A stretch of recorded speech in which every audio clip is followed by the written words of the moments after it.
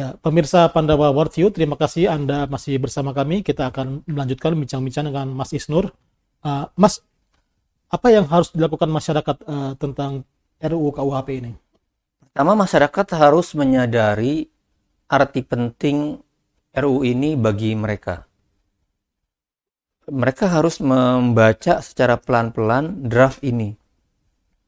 Misalnya kemarin-kemarin, Tapi kan draft sendiri nggak dibagikan masyarakat ke pemerintah ya? sekarang ada di websitenya DPR sama Oh, ada. pemerintah. Misalnya gini, bagi dunia advokat, kemarin-kemarin advokat akhirnya baru tahu bahwa ada potensi-potensi pemindahan ke dunia advokat. Sehingga advokat kemudian bergerak dan meminta penghapusan beberapa pasal yang mengancam advokat. Kemudian bagi pers misalnya, Dewan Pers. Ya. Dewan Pers kemarin baru membaca dan mereka sadar betapa pasal-pasal itu banyak sekali mengancam pers, jurnalis gitu. Ada banyak, dulu ada istilah dokter gigi, ada banyak gelandangan, ada banyak orang-orang yang mungkin dulu istilahnya punya apa namanya hewan ternak gitu. Hewan ternak kita ini bisa potensi membinasakan kita. Kalau dia ke kebun orang, macam-macam kebun orang, dulu begitu tuh. Makanya ada banyak juga misalnya korban-korban. Bagaimana korban pemerkosaan. Terus dia nggak sanggup untuk menanggung kehamilannya. Dia pengen aborsi misalnya. Bagaimana? Itu banyak ancamannya tuh, Mas. Di mana-mana tuh kita bisa kena gitu kadang-kadang di mana-mana. Ini yang penting dibaca gitu. Termasuk juga misalnya kita kemarin sudah mengesahkan undang-undang tindak pidana kekerasan seksual. Nah, ketika mau dicoba kodifikasi di RUU KUHP ini bagaimana? Apakah perlindungan yang sama ada di sini? Gitu. Apakah semangat pengaturannya sama? Ada misal juga pasal-pasal tentang tindak pidana korupsi. Kita tahu ya bagaimana di undang-undang Tipikor itu korupsi diatur sedemikian rupa sebagai pidana yang hukumannya berat gitu ya. Sekarang mau diimpor ke KUHP, terus jadi berubah isi pasalnya. Jadi kemudian berkurang hukumannya. Nah ini jangan sampai ke depan kita menyesal. Menyesal karena kita tahu draft undang-undangnya kita kena tiba-tiba oleh pasal-pasal itu, dan polisi yang juga nggak ngerti pasal-pasalnya, nggak ngerti hukumnya, asal menerapkan karena pasalnya mungkin karet ya, sehingga dunia kita ini semakin takut bicara, semakin takut berpendapat, semakin takut menyampaikan kritik gitu kepada ruang-ruang terbuka. Nah ini jangan sampai. Sekarang kita kan begitu ya, ada pelanggan kantin, kritik ke kantin, ke salonnya, terus dipidana. Ada dosen mengkritik rekrutmen PNS, dipidana. Ada korban kekerasan seksual Bu Baik Nuril karena dia menceritakan pengalaman seksual yang dialami oleh kepala sekolah, dia dipidana gitu. Ada kemudian pegawai Alfamart yang kemudian dia mengetahui tindakan pencurian, dia kritik, dia diancam dengan ITE.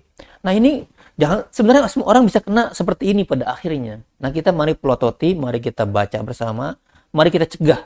Jangan sampai ada pengaturan yang seperti ini ke depan. YLBH sendiri sudah melakukan apa? Protes atau sudah dilayangkan atau gimana? Iya, sejak dulu kita 2019 kita aksi besar bersama mahasiswa dan pelajar dan buruh gitu. Kemarin pun kita beberapa kali sudah melakukan aksi demonstrasi terbuka. Pun YLBHI sudah secara langsung bertemu, memberikan masukan kepada Menteri, Wakil Menteri Hukum dan HAM gitu.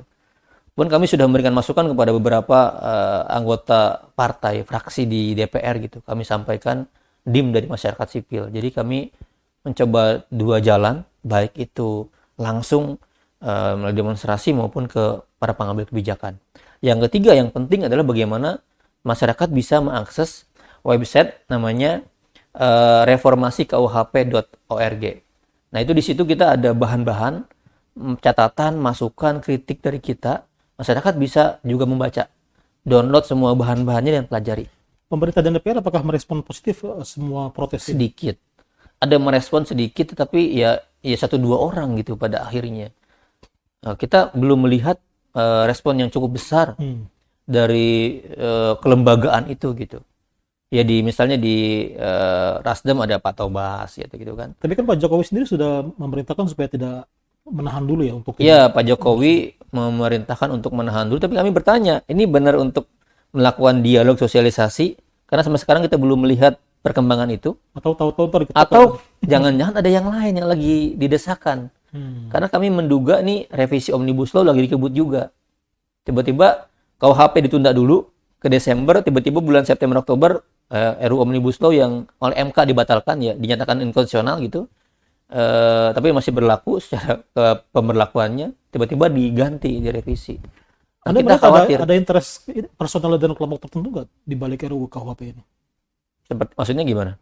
Ya mungkin ada interest yang terlibat yang kita tidak tahu gitu kan. Kalau KUHP saya tidak melihat seperti itu. Tapi ini lebih kepada kepentingan klaim legacy gitu. Ini sudah dibahas selama 60 tahun gitu kan. Sudah dibahas berulang-ulang nggak selesai-selesai gitu. Jadi lebih kepada semangat ini adalah kado untuk bangsa gitu. Tapi kado untuk bangsa, tapi di dalamnya malah membahayakan anak bangsa itu sendiri.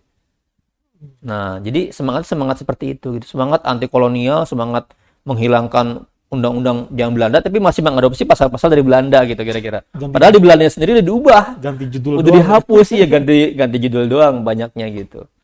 Nah itu walaupun ya kita juga membutuhkan, ada banyak beberapa pembaharuan di dalamnya, tapi ya ada hal yang juga masih bermasalah. Nah, saran kami sebenarnya pasal-pasal bermasalah ini hapus saja.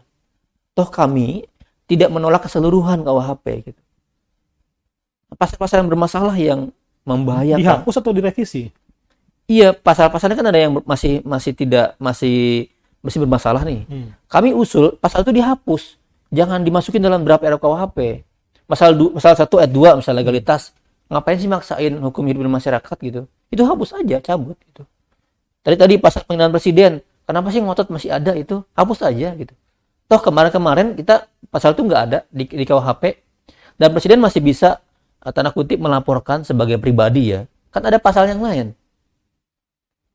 Tapi kan alasan mereka yang mendukung ya, penghinaan itu kan emang. Ya memang, tapi kan ada pasal yang lain. Kalau Pak Jokowi secara personal dia tersinggung, kan dia bisa pakai pasal yang sekarang 310 misalnya. Pasal 114-nya hasil artikelan penghinaan presiden itu hilang. Tapi masih ada pasal individual. Jadi Pak Jokowi tersinggung sebagai personal warga negara, ada pasal yang lain. Dia pun bisa menggugat secara perdata. Jadi kadang-kadang dibangun informasi yang menyesatkan. Seolah-olah kalau pasal itu nggak ada, Pak Jokowi tidak bisa melakukan upaya hukum. Enggak. Ada bedanya ya yang tadi pasal 2 itu ya? Ya beda dong, ada bedanya. Apa tuh bedanya? Kalau ada pasal yang sekarang penghinaan presiden, dia jadi istimewa. Istimewa karena dia seolah menjadi sosok yang punya power gitu. Dan dalam penerapan yang namanya kalau presiden sudah tersinggung, sudah meminta, itu kan polisi bawahannya mereka dia. Jaksa bawahannya dia. Pasti polisi dan kejaksaan tidak lagi kemudian independen. Tapi kalau dia sebagai warga negara melaporkan gitu kan, itu akan berbeda posisinya. Kalau dia sebagai individu melaporkan, bukan sebagai jabatannya. Ini kan jabatannya yang ditulis di situ kan. Nah, jabatan ini yang harus dihilangkan. Sama sekarang seperti kritik kepada lembaga negara. Sekarang kalau ada kritik kepada kepolisian, itu langsung tuh cepat ditangkapnya tuh. Itu cepat banget tangkapannya gitu. Ada aja yang unsur subjektivitasnya tinggi sekali. Unsur subjektivitas, unsur independence dalam penegakan hukum itu menjadi tinggi gitu. Itu yang kita khawatirkan dan masyarakat sekarang memandang miris terhadap hukum. Hukum dianggap menjadi alat kekuasaan saja gitu. Itu yang masyarakat tidak kehendaki. Oke, baik. Terima kasih Mas Isnur. Pemirsa Pandawa Worldview, kita akan kembali setelah jeda informasi berikut ini. Tetap bersama kami.